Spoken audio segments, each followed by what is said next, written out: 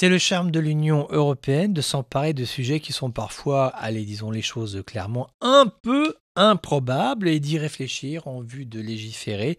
Formulation un peu bizarroïde, tu te demandes parfois mais quelle mouche a piqué les fonctionnaires de Bruxelles, mais en fait ce sont rarement de mauvaises directives, en tout cas qui parfois posent des questions intéressantes, notamment celle sur le congé parental. Oh, une chose très simple et néanmoins vitale qui est relative au temps accordé par une maman à son enfant pour rester à la maison et pour s'occuper de lui. Ce n'est pas une simple affaire de contingence sociale, de gestion des ressources humaines dans les entreprises.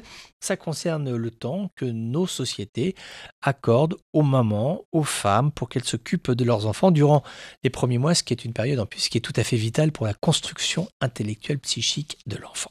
Il est vital que nos sociétés reconnaissent ce droit et s'organisent en conséquence. D'ailleurs, ça pose des questions assez fondamentales. Doit-on estimer qu'une femme qui élève son enfant, est-ce qu'elle travaille ou bien est-ce que c'est une activité ou bien est-ce que c'est un acte d'amour, nécessité absolue bien évidemment, mais comment nos sociétés modernes doivent-elles l'intégrer sur leur tableau de bord? Parce que si tu prononces le mot travail, tu en as deux ou trois qui vont dire ah oui, mais tout travail mérite salaire, donc il va falloir rétribuer les jeunes mamans. Si les budgets de nos États commencent à payer toutes les mamans qui font des enfants, ça va nous faire des sacrés déficits. Mais enfin, ça peut être aussi une question, n'ayons pas peur des questions, il faut se les poser. Certains pensent que, bah si, oui, il faut le faire. Alors moi, ce que je trouve intéressant, c'est pas tant la résolution du conflit que le débat, le dialogue que nous avons tous en commun, ce questionnement collectif au regard du rôle de ces mamans, la reconnaissance du sacrifice que nombre d'entre elles font